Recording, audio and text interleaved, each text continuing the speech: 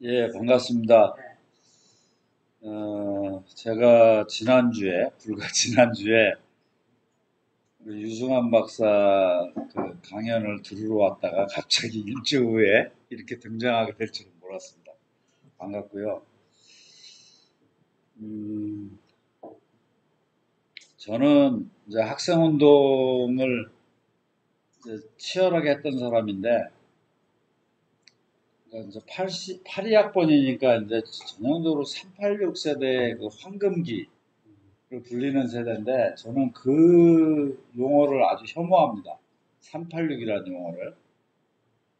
그 당시 이제 286까지 나온 상황에서 386으로 가는 그 사양이, AT 사양이 그때가 1995년경인데, 그때 이제 80년대 학생운동했던 단위들이 모여갖고 어떠한 조직을 만들자. 그게 나중에 제3의 힘이라는 조직으로 나타나게 되는데, 그때 모였던 단위들이 주로 총학생회장들, 81, 82학번, 84, 85년도 총학생회장들인데, 그 중에 한 명이었던 한창민이라는 연대 총학생회 기획부장이 이 전자신문인가 어디에 근무를 했어요. 그러면서 아이디어가 반짝이는 친구니까, 그 당시 30대, 80년대 대학을 다녔고, 60년대 출신, 60년생 이래갖고 그걸 조합해서 386이라는 그런 용어를 만들었는데 최악의 장명이다. 근데 그게 뭐 원래 안 좋은 게 잘 퍼지잖아요. 단 음식이 퍼지듯이. 저는 우리 세대는 역사적으로 본다면 광주 세대다. 그러니까 고등학교 다닐 때까지 박정희가 거의 태어나서부터 입학할 때까지 대통령이 박정희였고, 그리고 불세출의 영웅인 줄 알고 있는, 가난해서 구해낸 그런 세대였는데, 그리고 반공을 넘어서 멸공 세대거든요. 우리가 멸공, 반공은 약하다고 멸공까지 갔던, 그랬는데 그 단위가 이제 80년 광주 때 대부분이 고등학교를 다닐 때인데, 그 다 폭도들이 북에서 내려온 간첩의 조정에 의해서 일으킨 그걸로 알고들 있었는데, 대학 입학하니까 그게 아니에요. 현 대통령이 그 학살의 주모자라는 걸 아는 순간 우리는 진짜 다 무너진 거죠. 그동안 배운 모든 게 무너졌고, 그래서 그 광주의 충격 속에서 삶이 재설계됐는데, 어디 건방지게 걷다가 386이라는 컴퓨터 사양을 붙이는 그들의 그 미래가 일 모양 이 꼴이 된 겁니다. 그래서 그들의 장명에 따라 가잖아요. 그래서 저는 아주 그거부터 여기 계신 분들은 제 얘기가 꼭 맞다는 게 아니고 그 용어의 비극성에 대해서 꼭 한번 생각해 봤으면 좋겠고요. 그리고 저는 이제 그 이후에 학생운동을 끝내고 나와서는 운이 좋아서 징역에서 나오자마자 그 87년 7, 8, 9 노동자 대투쟁. 우리는 87년에 6월 항쟁만 기억하고 그 영화 있잖아요. 1987. 네. 아주 잘못된 영화입니다. 1987에는 6월 항쟁보다 더 중요한 게 6월 항쟁이 끝나자마자 터진 7, 8, 9 노동자 대투쟁이 있거든요. 그거는 진짜 너무 과소평가돼 있어요. 6월 항쟁만 커져 있고. 그러니까 영화가 거기서 1987 6월 항쟁 이러면 맞아요. 그 영화가. 근데 1987에는 더 중요한 사건이 있었는데, 노동자 대투쟁이라는 어마어마한 사건이거든요. 그게. 근데 그게 한 자락도 안 나오면서 어디 걷다가 1987이라는 용어를 쓰냐. 제가 그 영화를 보고서 한마디를 했는데, 그래서 이제 울산 마창 이런 대공장지대에 내려가서 한 20년 정도 이제 노동운동을 하다가 뜻한 바가 있어서 다시 서울 올라와서 지금 주로 역사 공부를 많이 하고 있습니다. 네, 반갑고요. 제가 호민론이라는 거는 대학교 다닐 때도 지나가듯이 읽었는데, 호민론에 관심을 진짜 갖게 된 거는 소련이 붕괴되고 그야말로 그 세상이 바뀐 거죠. 그 전까지는 너무나 당연하게 이제 어떤 자본주의에 반대하는 투쟁의 최종 목적은 이제 사회주의라는 것들을 당시에 의심의 여지 없이 이렇게 인식하고 있었는데, 그 소련이 처참하게 붕괴되는 과정에서 우리 세대 전반이, 아까 말한 광주 세대 전반이 아노미 상태에 빠집니다. 그래서 주로 소련이 왜 무너졌을까를 대부분 천착한다 그러죠. 그걸 붙들고 늘어졌는데 저는 뭐 거기에 대한 자료 하나가 없던 시절인데 그 천착한들 무슨 소용이 있겠어요. 그래서 역으로 발상을 했죠. 우리 사회에서 역사 속에서 굉장히 힘든 시기가 언제였을까? 저기 인민들이 딱 가니까 그게 조선이 망하고 일본 등 열강이 쳐들어오고 그 시기였구나. 그 시기가 진짜 왜냐면은 신분제라는 것들이 어쨌든 무너지고 있었잖아요. 그리고 자본주의의 문물이라는 거는 듣도 보도 못하던 건데 그런 게 막 물밀듯이 밀려 들어오고 그리고 왕조는 썩어갖고 그게 대략 300년 가는 게 왕조는 300년 이상을 잘 못 가거든요. 이게 이제 처음에 왕조를 잡은 놈들은 나름대로 개혁을 해요. 예를 들면 지주 소작 비율이 왕조가 망할 때 정도가 되면 8대2 정도가 돼요. 그러니까 지주가 8을 가져가요. 그리고 농사 직접 짓는 사람은 2밖에 못 가져가. 근데 그게 왜 그렇게 되냐면 계속 양반들은 많이 까잖아요. 그러니까 계속 늘어나니까 그러면 이제 결국은 사람들이 못 견뎌서 굶어 죽느니 싸우다 죽겠다. 이래갖고 이제 왕조가 소위 동양에서는 혁명이 역성혁명이잖아요. 왕조가 바뀌는 거였잖아요. 그런데 조선은 500년이 넘게 갔는데 그게 결국은 이 허균이라는 인물이 등장했던 그 시대, 선조 때 그때 사실은 갈 가능성이 상당히 컸는데 그만큼 사회적 위기가 컸는데 청이 이제 중국을 제패하면서 새로운 왕조로 바뀌는 건 불편하거든요. 그러니까 조선을 갖다가 받쳐준 거죠. 말 잘 듣는 조건으로. 그래서 그게 500년 이상 가게 되는. 그래서 이제 그 시기가 이제 결국 말기에 있는데 우리가 동화 관련된 이야기를 할 때 잘 안 나오는데 지금 그 엘니뇨 현상이 지금 굉장히 심각하거든요. 네. 근데 그때도 그랬대요. 태평천국에 난 중국에 그게 1850년대에 일어나는데 홍수전에 의해서 그거부터 그냥 제가 교과서 나오는 용어를 쓸게요. 난이라고 하면 안 되지만은. 그리고 이제 동학 농민혁명이 1894년에 이제 터지게 되는데 그 시기가 한 50년간 엘니뇨 상태로 흉작이었대요. 엄청난 흉작. 가뭄에 의한. 그러면 어떻게 되냐면 사람들이 못 먹으면은 전염병이 돌게 되거든요. 그럼 면역성이 떨어져 갖고 아주 막 참상했다고 하더라고요. 그 당시에.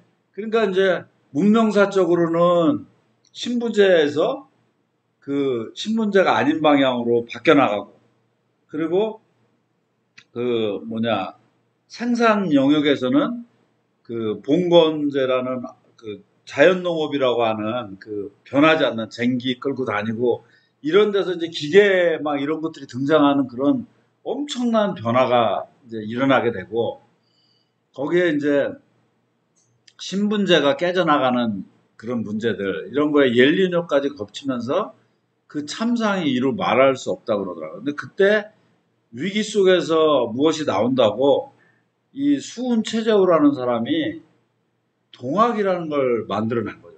근데 지금 현재 스코어 하나의 종교가 만들어지는 과정이 그 정확하게 기록될 수 있는 거는 동학이 거의 가장 오래된 거라고 그러더라고요. 그 뒤에 뭐 증상견이 원불견이 그건 뒤에고 그 앞에 종교들은 떠도는 이야기죠. 그러니까 예수가 이랬대더라. 뭐 무하마드가 이랬대더라. 이런 거지. 그게 이제 뭐가 없는 거예요. 근데 동학은 아주 세부적으로 이제 창도 과정이 만들어지는데 그래서 이제 그 시기를 들여다보다가 최재우를 알게 되었고 최재우를 매개로 해서 이제 조선사를 공부하다가 천하의 역적 허균을 알게 된 거죠. 그래서 이제 여기 조선왕조 실록에 보면은 뼈를 가르고 그 씹어 먹어도 현찮을 놈이다. 그 정도로 그래서 마지막까지 이 사람은 사면 복권이 안 됐어요. 조선왕조가 망할 때까지.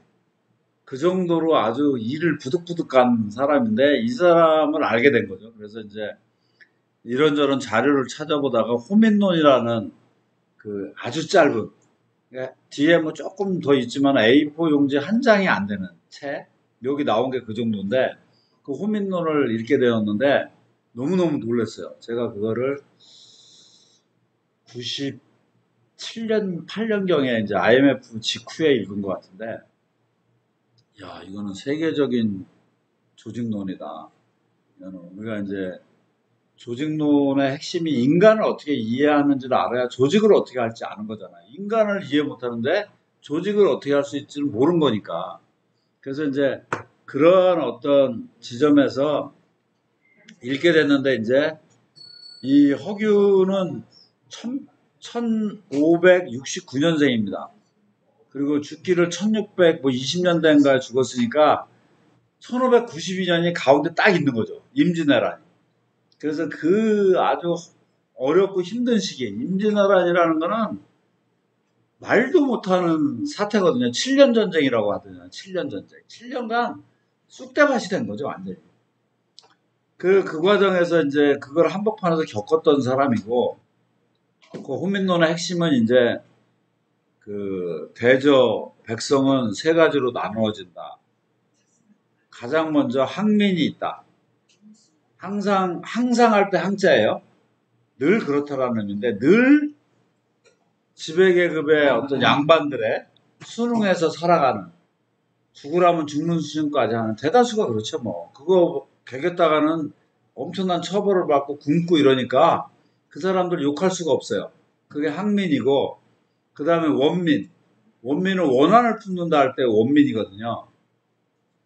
이 항민과는 달리 이 사람들은 원한은 많고 투덜투덜은 하는데 문제의식은 갔는데 그 이상을 못 나가는 거죠.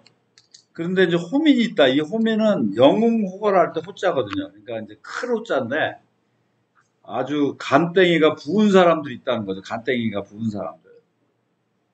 근데 이 사람들의 특징은 평상시에 몸을 푸죽간에 숨기고 세상을 엿보다가 때가 오면은, 기다렸던 때가 오면은 들고 일어난대요. 그러면은 불만을 많이 품고 있었던 원민이 거기에 와 달라붙고, 그러면 그 진짜 평생 그 착취만 당하던 등가죽 뼈가죽이 벗겨지는 사람들이 항민인데, 이 사람들이 달라붙으면은 망하지 않을 왕조가 어딨냐, 이런 얘기를 해요. 이게 진성 5강 때부터 일어났던 이 한자 문화권의 저항을 꿰뚫은 거예요.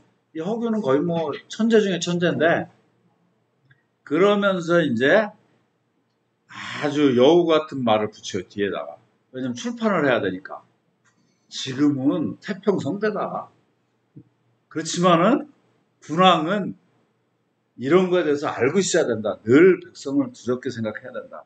그걸 딱 붙여서 출판이 된 거예요. 만약에 걷다가 지금이 호민이 들고 일어날 때다 그랬으면은, 제가 그래서 굉장히 과대평가된 사람이 윤동주예요. 시인 윤동주. 윤동주는 자기 친구한테 보냈어요. 한 번도 생전에 발표된 적이 없어요.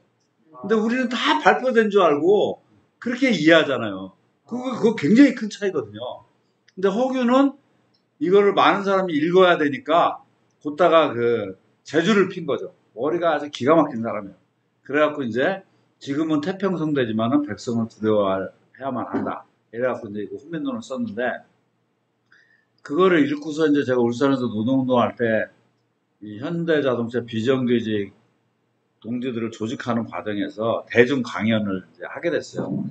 근데 이제 이분들은 학습도 전혀 안 돼 있고 막 이런 상황에서 이제 강의 요청이 들어왔죠. 그래서 제가 그분들한테 맞게 막 이제 저항을 시작한 그런 초짜들을 상대로 이제 하는 과정에서 제가 이 호민과 최재우와 전봉준을 엮어서 이야기를 하면은 되겠다. 그것도 다 아는 사람들이니까. 근데 흔히 얘기하는 좌파들은 맨날 마르크스가 어쩌고, 레닌이 어쩌고, 뭐 어디 스웨덴이 어쩌고, 핀란드가 어쩌고, 맨날 이런 타령을 해요. 그러니까 조직이 안 돼요. 진짜. 극소수 자기들끼리 모여서 지식 자랑을 하는 게 운동인 줄 알아요. 그건 진짜 비극이라고 봐요. 진짜.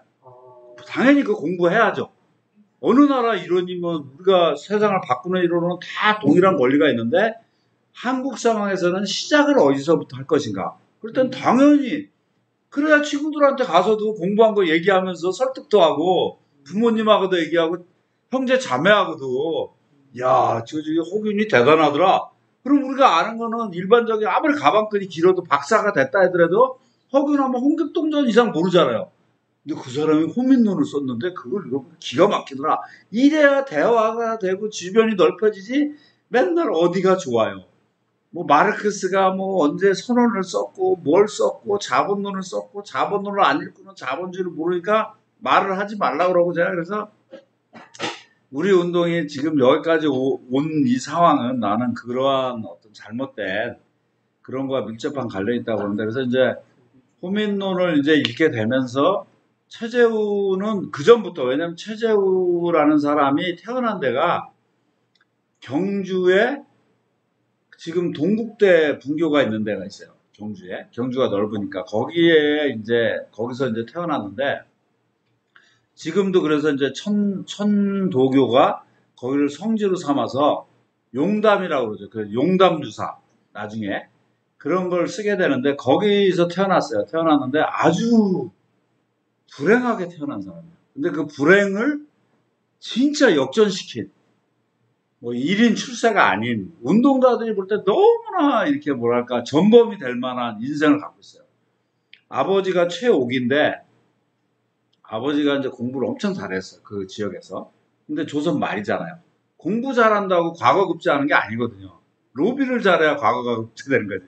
그래서 그 얼마나 멀어요. 경주에서 문경세제 넘어서 서울까지 와서 과거를 5번 봤는데 5번을 다 떨어진 거예요. 그러니까 얼마나 그 한심하겠습니까 자신이. 그래서 이제 저기 내려오다가 물을 얻어먹으려고 할머니 옆에 앉아있는데 할머니 물 한 잔 주셔. 그러니까 물을 주면서 사람이 다 죽어가는 모습이니까 힘내게 그러면서 최옥이라는 사람이 있는데 그 사람은 과거를 4번이나 떨어졌는데도 멀쩡하다 이런 얘기를 하더래. 이 본인이 최옥인데 그래서 아주 경기를 일으켰다는데 그 아버지가 이제 불행하게도 첫 번째 부인, 두 번째 부인을 상처하게 돼요. 돌아가시게 돼. 그래갖고 이제 혼자 사는 거죠. 나이가 60이 넘었는데 그 당시에 그래서 이제 혼자 살고 있는데 그 일대 과거는 떨어졌지만 아주 이 퇴계하게 고봉이었다고 하더라고요. 최옥이 그 지역에서는 그래갖고 영남에서 그래서 이제 제자들이 많았는데 그 제자 중에 한 명의 여동생이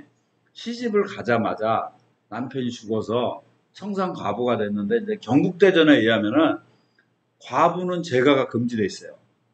그러니까 이제 혼자가 됐으니까 이 제자가 스승님 제 여동생이 혼자 힘들게 있으니까 스승님 어떻게 해주세요. 이래갖고 이제 결국은 이제 같이 살게 된 거죠.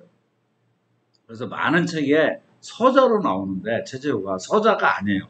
서자는 멀쩡한 데에서 첩으로 들어온 사람의 아이지만은 과부의 적이기 때문에 이거는 아예 존재가 없는 경국대전에 의하면 존재가 없는 사람이에요. 존재하는데 존재하지 않는 불행을 안고 태어난 게 최재우거든요.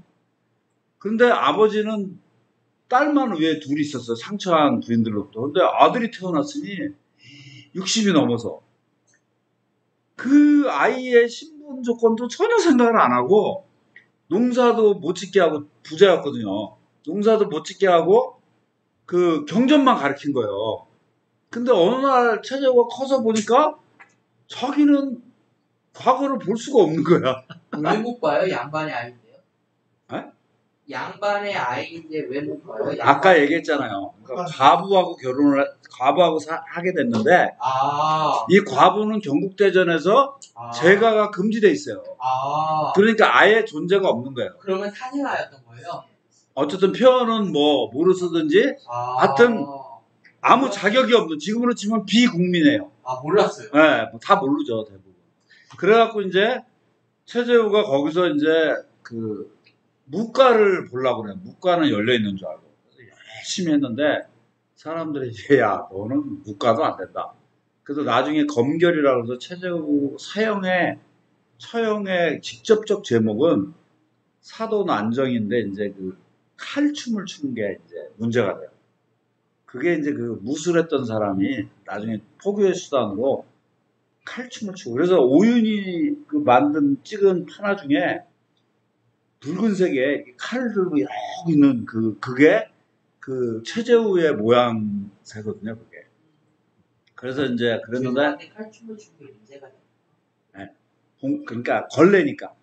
예. 나중에 질문은 맥을 끊지 말고 나중에 네. 해주세요. 그래갖고 이제 최재우가 이제 그러는 과정인데 아버지가 15살인가 16살에 이제 돌아가신 거예요. 그 다음부터 엄청난 일이 벌어진 거예요. 그 용담에서, 그 경주촌에서. 그 전까지 종손같이 대하던 동네 사람들이, 야, 이 새끼야. 너가 뭔데, 이 새끼야. 어? 너는 족배도 없는 새끼야.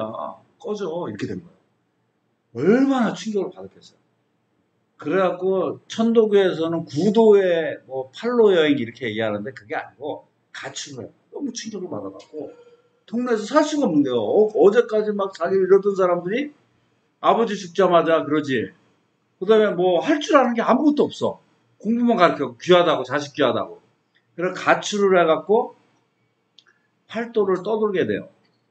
그러니까 뭐 보나마나 거의 죽을까 말까를 하면서 돌아다녔겠죠. 근데 그 옐류뇨의 그 참상을 보게 되면서 아, 나만 힘든 게 아니구나. 이 세상 사람들이 나보다 더 힘들구나.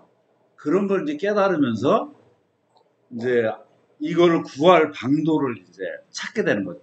그런 과정에서 당연히 아버지한테 배운 유교, 유학에다가 이제 그 당시에 우리가 이제 불교를 조선에서는 탄압했지만은 임진왜란때 승병들이 일어나면서 그 전까지는 거의 노비 취급을 받았어요. 그 승려들이. 근데 임진왜란 때 승병들이 큰 역할을 서산대사, 사명대사를 하면서 불교가 밑으로 굉장히 번져 있었어요. 그래서 당연히 최재우도 불교를 접하게 돼요. 그래서 유불선이라고 그러는데 선은 이제 우리가 불교의 선자가 아니고 신선할 때 그 선자거든요. 그거는 이제 화랑 때부터 내려오는 이제 경주니까 그 세 개를 합쳤다 그러는데 세 개가 중요하냐 그러면 사실은 기독교의 영향을 엄청 받았어요. 근데 그걸 다 숨겨요. 동학하고 천도교 하는 사람, 김용옥에도 다 숨기고.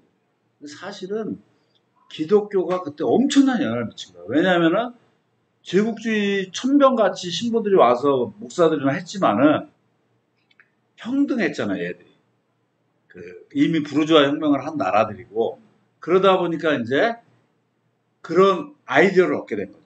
그래서 동학은 동학에 입문하는 순간 반상차별이 없어요. 첫 번째가. 그래서 특히 신분이 낮은 사람들은 무조건 거길 들어가려고 하는 게 반상차별이 없으니까 얼마나 그게 통한입니까? 그 상놈이라고 차별받으면은. 그리고 두 번째가 굶어 죽지 않는다라는 게 있어요. 이 얘기를 거의 안 해요. 그 동학 천도교 애들이. 근데 그게 뭐냐면 십시일반이란 말 있잖아요. 그게 거의 동학에서 나온 건데 동학도들은 한 숟가락씩 해서 그 쌀을 모아요. 그래서 가난한 동학도를 도와주게 돼 있어요. 그래 누가 안 들어오겠습니까? 그래서 원래는 시천주 조화종에서 21자 주문을 10,000번을 외워야 입도를 시켰어요. 근데 너무 줄을 많이 서 있으니까 그거를 이제 100번으로 줄여요. 나중에 되면 줄을 서갖고 들어올 거야 진짜 나중에. 그래서 이제 이 최재우의 글들을 보면은 여기서 푸주간에 몸을 숨기고 즉 낮은 곳이거든요. 푸주간은 백정이라는 거는 그 사람들도 비국민이에요. 당시에 사람이 아닌 거죠. 그렇게 낮은 곳에 내려가서 세상을 봐라. 대통령이 되려고 보는 세상과 낮은 사람, 어려운 사람과 함께 하려고 하는 사람의 세상은 다르게, 완전히 다른 세계거든요. 그래서 이제 최재원은 이제 저기를 하면서 이제 공부를 해요. 이 동학도들의 가장 큰 특징은. 모여서 그것도 기독교 영향을 엄청 받았어요. 기독교는 성경을 놓고 공부를 했잖아요. 그러니까 당연히 그거를 쓰는 거예요. 그래서 용담누사라든지 그 동학의 경전들 그게 이제 그래서 저술이 되는 거고 그거를 놓고서 이제 공부를 하는 거예요. 그래서 정세를 그렇게 잘 봐요. 그러니까 이게 형세를 엿보고 이게 세상이 돌아가는 걸 봐야 되거든요. 이 세상을 바꾸려고 하는 사람들은 자기들끼리 모여갖고 자기들끼리 자족적으로 하면은 안 돼요, 그거는. 그래서 그 당시에 사회의 변화 발전을 가로막는 자들은 무슨 생각을 하고 어떻게 백성들을 다스리고 있는가? 장점은 뭐고 그들의 통치력의 약점은 무엇인가? 이런 것들을 정확하게 간파를 해야만이 조직이 확대가 되는데 그런 거를 너무 잘한 거죠, 최재우가. 그래서 이제 1824년생인데 최재우가 딱 40살, 만 40살인 1864년에 그 유학 쪽에서 난리가 났어요. 저놈의 새끼 때문에 아주 이 반상차별이 깨졌다. 그래갖고 그 경주 일대에 그 양반들이 어마어마하게 상소를 해요. 그래갖고 결국은 체포돼서 갇혀 있었는데 뭐 그 당시에 국가 체계가 거의 붕괴 상태니까 동학도들이 충분히 꺼낼 수 있었어요. 돈도 있고 완력도 있고 그리고 내통하는 애들도 있고 그러니까 그 형리라고 그래요, 뭐라 그래요, 간수들. 걔들하고도 다 내통돼 동네 애들인데 뭐 형 동생하고. 그래갖고 꺼내려고 하니까 최저가 다 거기서 멋있는 말을 해요, 진짜. 아서라, 나는 여기서 죽어야 된다. 그래야 동학이 산다. 그래서 이제 내가 죽어야만이 마른 나무에서 꽃이 핀다라는 얘기를 하면서 2대 교주가 이제 최시영인데 최시영은 포항 사람이에요. 포항인데 거기서 경주 용담까지 50리 길이에요. 길도 좀 험하고 제가 그 동네에서 살아봐서 아는데 근데 거기를 약속을 한 번도 안 잊었대요. 근데 글을 몰라요. 최시영. 예. 근데 저기로 찍은 거죠. 그래서 최시영한테 뭐라 그러냐면은 높고 멀리 도망가라. 즉 뭐냐면은 너가 뭐 나를 위해서 어쩌고저쩌고 하지 말고 멀리 도망가서 경전을 다 가는 거예요. 그러니까 세력을 모아서. 그런데 이 사람은 세계 최대의 수배자예요. 최시영은.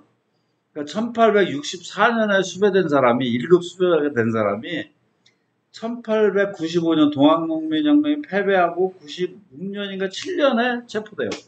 그러니까 도대체 몇 년을 도발을 친 거예요. 거의 30년, 36년 가까이를 도발을 쳤는데 그래서 다 최시영이 대단한 재주를 갖고 있는 줄 알았는데 그런 건 없어요. 사람은 거기서 거기에요. 그건 조직의 힘이었던 거예요. 뭐냐면은 어마무시하게 체포하러 다니죠. 활동을 하면서 그렇게 한 거예요, 이 사람이. 그 경제를 다 가능해내고 계속 활동하면서. 활동 안 하면서 30년 숨어 사는 거 그렇게 어렵지 않거든요. 근데 활동을 하면서. 근데 그거는 두 가지 요인이 있는데 하나는 뭐냐면은 그 외가 인맥을 타고 신도잖아요. 제가 최시영이 그러면 신도면은 신도분의 친가 인맥으로 가면 잡혀요. 그 당시 족보가 다 있으니까. 외가를 타버립니다. 근데 외가는 정리가 안 돼 있어. 그거를 그렇게 날카로웠던 사람들, 그 사람들. 그리고 두 번째는 약초꾼들을 다 조직을 한 거예요. 그러니까 산이끼라고 진압파 잡으러 올 때 한 100명이 와야 될 거 아니에요. 한두 명이 와갖고 어떻게 잡아가요? 그러면 약초꾼들이 약초캐다가 야, 저기 어디 동네 어귀에 나타났다. 빨리 쳐라. 그러니까 30 몇 년을 도망을 다닌 거예요, 그 사람이. 근데 그런 얘기 하는 사람이 아무도 없어요. 돌 김영옥이 아는 척을 엄청 하는데 들어가 보면 이게 완전히 그 종이떼기 보고 떠든 거예요. 실제 이렇게 가서 그런 걸 하는 게 아니에요. 그래서 어쨌든 간에 그걸 했는데 이제 결과적으로는 경상도에서 동학농민형이 터진 게 아니에요. 그들은 다 경상도 사람들 아니에요. 그때 지연이라는 거는 참 천연같이 극복하기 힘든데 경상도에서 동학농민봉기가 경상도에서 나긴 나요. 규모에 대해서는 전라도 봉기에 비해서 비교도 안 되거든요. 그럼 왜 그렇게 됐냐? 경상도는 거기서 크신 분들 알지만은 김해하고 몇 군데 빼놓고는 평야도 없어요. 그냥 조각조각 산으로 다 있고 강원도 비슷해요. 그러니까 이제 소규모로 있고 그리고 지들이 농사에서 지들이 먹는 거예요. 그래갖고 뭐 그것도 별로 안 많아요. 그 소작 짓는 사람들도. 근데 저 김제 만경 그런 데 가보면은 지평선이 보이잖아요. 그러니까 거기서 얼마나 이 울분이 많겠어요. 그러니까 예를 들면은 2년 그때 고종하고 민비가 한 게 뭐 명성황후 그런 거의 또라이들이 하는 말이에요. 이제 명성도적이죠. 완전 명성도적인데 벼슬을 파는 거죠 그때. 그래갖고 그 소위 동학농민 봉기, 고부봉기에 그 발단이 됐던 조병갑이도 예를 들면 2억을 주고 2년간 산 거예요. 그러면 어떻게 해야 돼요? 한 4억은 땡겨야만이 2억 갚고 남는 장사가 될 거 아니에요. 그래서 이제 가렴주구를 이제 하게 되는 거죠, 거기서. 그러니까 거기는 숫자가 많으니까 전봉준을 비롯해서 아주 너무나 갈구하던 사상인 거죠, 이 동학이라는 게. 후천 개병. 이런 게 된다는 게. 그래서 이제 결국은 전봉준이 이제 중심이 돼서, 물론 우리는 대표적인 사람만 얘기하지만은 동학이야말로 일반 기독교나 이런 거와 달리 동학은 믿는다고 안 해요. 한다고 그러지. 동학을 한다. 그러니까 그건 굉장히, 그래서 종교를 싸잡으면 안 되거든요. 사실은 굉장히 잘못된 거고, 종교가 번역하기 전에는 릴리전이거든요. 그러니까 있는다. 하늘과 사람이, 하느님과 사람이 그 그 에덴 동산에서 그 선악과 어쩌고저쩌고 하면서 분리가 됐는데 그걸 이어준다. 예수가 이어준다. 릴리전. 근데 그럴 때는 그것은 유일신을 놓고서 설정이 되는 개념이거든요. 근데 이제 동학은 그런 게 아닌 거죠. 그거는.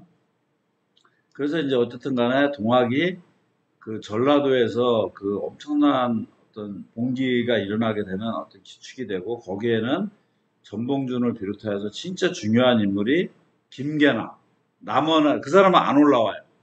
그러니까 저기 한양으로 도적대, 그러니까 그래서 이제 비하하는 사람들도 있어요. 그러니까 고종은 좋은 왕인데 그 주변에 간신들이 있어서 가로막아서 그렇다. 그래서 권기를 처단한다. 이래갖고 이제 한양으로 공격을 해들어오다가 공주 우금치에서 이제 진압을 당한 건데, 그래서 이제 전반적으로는 그게 무슨 혁명적이냐? 혁명이란 말 빼라.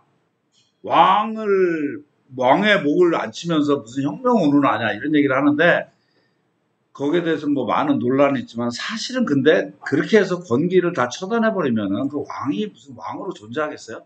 사실은 저는 혁명성이 엄청 담지되어 있는 봉기였다라고 생각을 해요, 저는. 네. 그건 뭐 논란의 여지가 있지만은. 그래서 어쨌든 간에 그런 어떤 과정에서 김계남 같은 경우는 남원으로 가서 그 남원의 어떤 그 개벽된 세상 이런 거를 설정하고, 손화중이라든지 그 핵심적인 사람들이 굉장히 많아요, 거기에. 근데 우리는 전봉준 하나만 겨우 아는 거지만은 사실 김계남은 좀 알려져 있죠. 손화중에서 그런 부분에 대해서 좀 봐야 되고. 그러면 이제 전봉준이라는 사람은 어떤 사람이냐? 전봉준은 몰락 양반의 적인데 그 봉기의 지도자가 되기 전에는 훈장이었다고 그래요. 마을의 훈장. 근데 거기가 이제 고부죠. 고부라는 지명이 지금 있어요. 정읍시 고부면이 있어요. 근데 그거는 그 고부가 아니에요. 우리가 고부 봉기할 때 고부가 아니에요. 네. 고부는 얼마나 넓었냐면 당시에 지금의 정읍, 그 다음에 고창의 일부, 막 근처 일부를 포괄하고 있는 엄청 큰 고부현이었는데, 동학 농민혁명을 깨고 나서 고종이 저 이름 듣는 것도 싫다. 그래갖고 파현이라고 그래요. 완전히 이걸 다 박살을 내버린 거예요. 근데 그게 정읍 고부면이라는 형태로 이렇게 그 이름을 그냥 거기서 어떻게 가져간 거죠. 고부는 엄청 큰 지역, 고부봉기의 고부. 근데 이제 거기서 이제 전봉준이 있었는데, 아버지가 전창혁인데 발단은 만석보 때문에 터진 거예요, 만석보. 그러니까 이제 만석보가 원래는 보가 있어요, 동진강에. 보가 있는데, 김제만개 한복판에 있는데, 그 조병갑이가 오더니 보를 또 짓는다는 거야. 그러니까 사람들이 아니 보가 있는데 물을 대는데 아무 상관없는데 왜 이 보를 짓냐. 어쨌든 하나 더 지어놓으면 좋다. 그리고 여기에 대해서 뭐 특별히 뭘 더 걷고 안 한다. 그리고 사람들이 그거 힘들어요, 보 짓는 게. 근데 그걸 막 해서 했는데 또 물세를 내라고 한 거야. 그러니까 이제 사람들이 이제 못 참겠다 그래갖고 항의를 한 사람이 전봉준 아버지예요. 전창혁인데 그걸 뭐라 그래 곤장을 어마무시하게 때려갖고 장도 상처에 독을 나서 죽게 돼요. 그러니까 이제 그 혁명이라는 게 당시에 그 목숨을 건다는 게 결코 쉬운 일이 아니거든요. 그러니까 그 엄청난 그게 있는 거죠. 분노와 이게 있어갖고 이제 그리고 이제 1860년 내지 홍경래 난이 1820년대고 진주 등등의 그 봉기가 1860년대인데 그 실패 사례들을 전봉준과 손아준 김계남은 다 본 거예요. 용서한다. 그러니까 들어줄게. 요구 조건 들어줄게. 무장 해제해라. 돌아가라. 다 거짓말이야. 나중에 다 죽더라. 그래서 독하게 맘먹고. 그래서 실패라는 건 절대 실패와 승리라는 게 대립되는 게 아니에요. 실패 없이 그걸 어떻게 깨달아요? 그 당시 사람들이. 야, 니네 하면 바로 분열이 돼요. 내부가. 야, 여기서 항복하면은 다 죄사해준다. 그러면 항복하자파와 야, 저 거짓말이다. 근데 선례가 있잖아요. 쭉 여러 번에. 그걸 보니까 사람들이 이구동성으로 야, 저 다 거짓말이야. 우리 여기서 멈추면 우리 다 죽어. 그래서 이제 봉기가 끝없이 이제 전개되는 양상을 띈 거고. 근데 이제 결국 마지막으로 가면은 이제 우금치, 그러니까 승승장구해갖고 그 전주성을 점령하자. 당시 전주성은 뭐라고 해야 되나? 어쨌든 그 전라도 일대에 통치하는 그래서 집강수라는 걸 만들어서 해방구를 했던 거죠 그때. 청일전쟁이 터지니까 정부군하고 이제 얘들이 이제 전쟁을 중단하면서 집강수 설치를 허가해서 타협체제로 존재를 했었는데 그 정도로 위력이 있었고 한 번도 패배를 안 했어요. 전주성 점령하고 한양으로 올라가자 해서 공주까지 오는 동안 동학농민혁명군은 패배가 없었어요. 그래갖고 이제 이 얘기를 제가 왜 하냐면 우금치에서 많은 사람들이 왜 분진 합격을 안 했냐. 동학농민혁명군이 분진 합격이 이제 주로 나폴레옹이 분진 합격 전술의 최고 천재인데 분진 나누어서 진격한다. 그러니까 그래야 되거든요. 그러니까 우금치에 중앙에는 일본군이 있었어요. 일본군이 스나이더 소총과 게틀링 기관총을 갖고 중앙에 딱 버티고 그 주변에 관군이 조선의 관군들이 있었던 거죠. 그러면은 우금치를 돌아서도 얼마든지 갈 수 있었거든요. 그러면은 이 기관총 세례에 휘말리지 않으면서 돌파할 가능성이 있었던 거죠. 그래서 이제 전봉준의 무능이 엄청 회자돼요. 좋아하는 사람들, 동학농민혁명이 진짜 잘 일어났다고 하면서도 이 지도부의 무능 때문에 아주 참사를 당했다는 얘기들을 많이 해요. 근데 그거는 진짜 대충 본 거예요. 그리고 전쟁의 특성, 그리고 당시 일본군과 그 민병, 그러니까 뭐 군인 출신도 아니잖아요. 동학농민군이 말이 군대라고 써놨지 농사 짓던 사람들이 모여서 올라가는데 그거는 이게 문명과 문명의 차이가 있는 시대예요. 만약에 똑같은 임진왜란만 해도 비슷하지만은 조총이라는 신무기가 엄청난 문제를 야기했던 거거든요. 근데 이건 조총 정도가 아니잖아요. 근데 우리는 아직도 그 수준에 머물러 있는데 일본은 미제 게틀링 기관총에 스나이더 소총인데 그거는 뭐 거의 상대가 안 돼요. 마치 그 1840년에 아편전쟁 때 영국 군함이 뭐 3대인가 4대가 왔대요. 근데 그 청나라 군함이 어마어마하게 많았대. 근데 완전히 깨져갖고 항복하는 거 아니에요. 그래서 소위 그 협약을 맺게 되는 건데 엄청난 보상금을 내고. 근데 그게 뭐냐면은 얘들은 영국 군함은 포가 한 2km 정도가 날아가요. 근데 청나라 군대가 아무리 100대가 있으면 뭐예요? 함대가. 그거는 200m, 300m 날아가는데.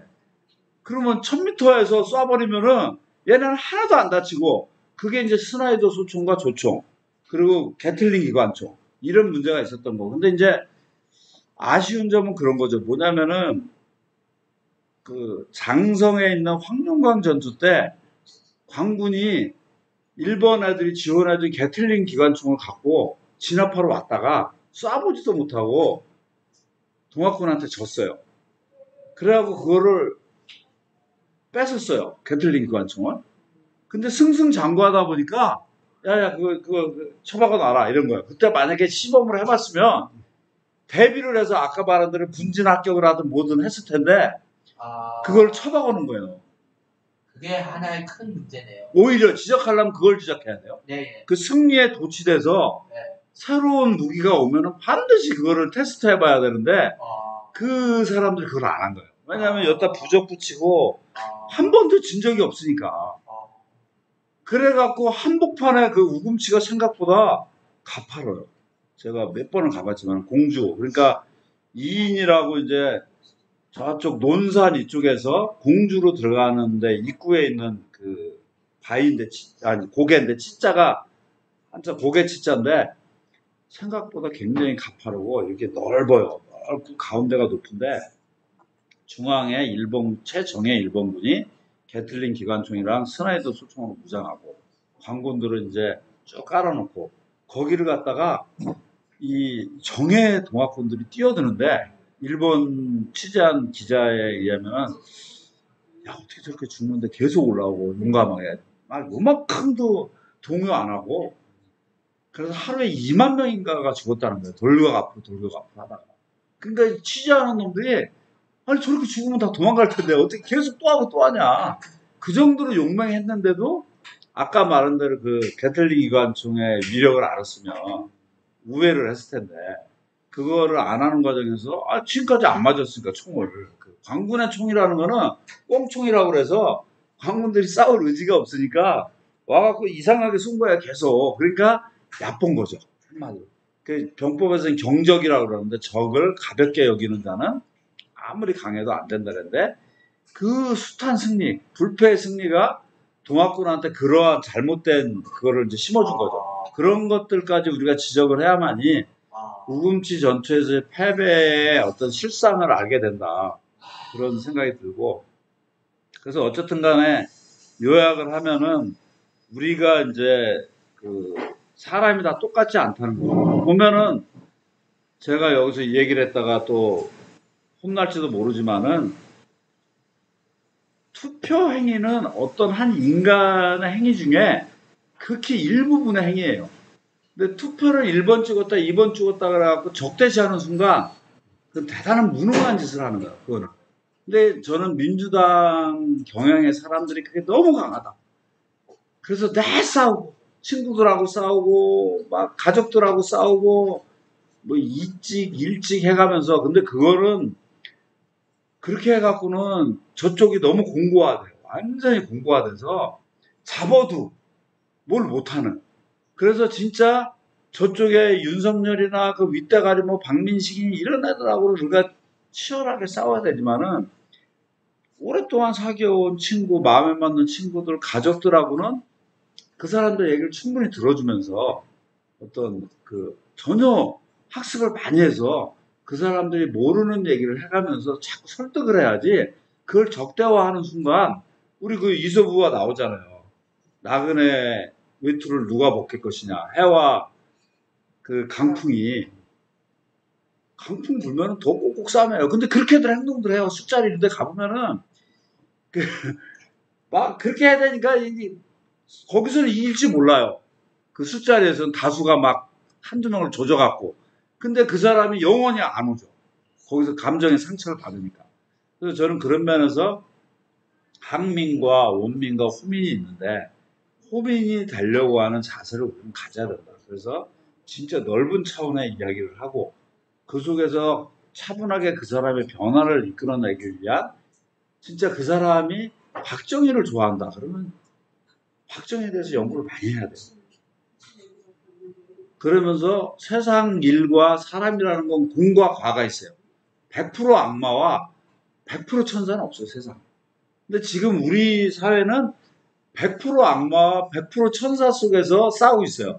이거는 지배계급만 유리해요. 지배하는 애들. 저는 뭐 까놓고 얘기하면 민주당 국회의원들 저 친구도 많거든요. 걔들 별로 안 달라요. 한나라당 하는 짓들을 보면 발언은 세게 하죠. 사람들 앞에서. 근데 일상사를 꾸려가는 걸 보면은 차 한 번을, 대중교통 한 번을 이용 안 해요. 수십 년 동안. 민주당 엘리트들은. 걔들이 뭘, 아까 푸스간에 몸을 숨겨, 절대 그런 거 없어요. 그래서 제가 민주당에 영향력도 있는 친구한테 그랬어요. 제발 좀, 오토바이, 막, 인도로 다니잖아요. 그러면은, 인도라는 거는 한 80km의 사람이 걷는 거에 맞춰서 보도블록을 깔아놓는 거거든요. 근데 그걸 오토바이가 달려봐요. 다 부서져갖고 지금 제가 몇 번을 넘어졌어요. 보도블록을 위해서. 노인들은 어떨 거며. 근데 왜 그거를 안 하냐 도대체. 우리 옛날에 버스나 택시, 트럭이 질주하는 거는 세탕 떼어야 되기 때문에 질주했다. 근데 결국은 임금, 그거를 막으니까 임금이 올라갔어요. 노동시간이 줄어들고. 그럼 라이더 유니온에 있는 후배들이 많거든요. 걔들이 막 뭐라 그래요. 우리가 그렇게 안 뛰면, 위반을 안 하면 우리가 벌 수가 없다. 그렇게 얘기를 해도 자기들은 안 움직여요. 그래서 처음에 제가 이상하다. 쟤들이 왜 내 얘기를 잘 그래도 귀담아 듣는데 왜 안 할까? 한 번도 위험에 부딪혀 본 적이 없습니다. 보드를 걸어보지도 않았고. 그런 무서운 이야기예요. 정의당 국회의원도 마찬가지예요. 진짜. 제가 그 소위 진보정당의 고위급들, 아주 엘리트들 있잖아요. 거기서 국회의원을 하거나 보좌관을 하거나 당의 상근자들, 그런 사람들은 이미 멀어져 있어요. 많이 멀어져 있어요. 네, 정서로부터. 어려운 사람들의, 그건 피부로 느낀다는 말이 되게 중요한 거예요. 책으로 못 느껴요. 네. 그거는. 피부로 느끼려면은 같이 이렇게 어려운 지역을 다녀보고 같이 보도도 걸어보고 그렇게 해야 되거든요. 그게 뭐 그런 쇼하듯이 하는 거는 아무 의미가 없고. 네. 그 유명한 금천의 이목희는, 제가 금천에서 오래 살아서 이목희라는 민주당 의원, 아주 대단했죠. 정책위원장도 하고. 보좌관, 이목희 보좌관들이 가장 힘들어하는 게 그 의원님을 금천구 그 지역 방문해서 어려운 사람들 손잡아주고 해야 되잖아. 국회의원 당선되려면. 그걸 그렇게 싫어한대. 그래서 거기 데리고 가는 걸 그렇게 힘들어요. 그러니까 그만큼 우리는 좋은 자세를 가진 사람들도 밑에서 이 유권자들이 따갑게, 자기 편일수록 더 따갑게 채찍질을 하고 비판을 하지 않으면요, 아, 쟤들은 뭐 내가 뭘 해도 날 찍게 돼 있어. 1, 2번 구도 하에서는. 그러면 끝나는 거야, 게임이 그냥. 그런 게임이 끝나네요. 끝나죠. 그래서 우리가 봐야 될 거는 그거다. 저는 진짜 안타까워요. 저는 이제 저항하고, 저도 지금 대림동에 지하층에 살고 있는데, 그런 것부터 시작해서 고위 국회의원들까지도 친구로 둬서, 옛날 그 광주 세대이기 때문에 아주 폭넓게 제가 돌아다니는데 다 보이죠. 이 힘든 사람들이 이렇게 막 10,000원, 20,000원 내고 해서 바꿔주기를 원하는데, 그게 1번, 2번으로 갈라치기 구도에 딱 갇히는 순간 본인은 의도 안 하지만 이 구도에 연구하는 쪽으로 하고 있는 거야, 이게. 그래서 동학같이 작은 조직들이 곳곳에 만들어지고, 그 조직 안에 어떤 사람이 굶주리면은 그 사람을 도와줘야 돼요. 네. 국회의원한테 헌금 내는 게 아니고. 그렇게 안 돼갖고는 우리 사회는 절대 안 바뀌어요. 그래서 여기 제목이 다른 정치인데, 다른 정치는 동학에서 출발을 해야 된다. 이상입니다. 오늘 열정적으로 강의해주신 정은배님에게 다시 한번 박수. 질의응답은 지금 할까요? 먼저 좀 식사하면서 할까요? 아니, 괜찮습니다. 저는. 네. 뭘로 해요? 어떻게 할까요? 그러면은 식사하면서 할까요? 저기 저는 뭐 식사하면서 말 잘하니까. 선생님, 이종 선생님 어떠세요? 식사하면서 할까요? 네. 그럼 식사하면서 하는 걸로. 예. 감사합니다. 예.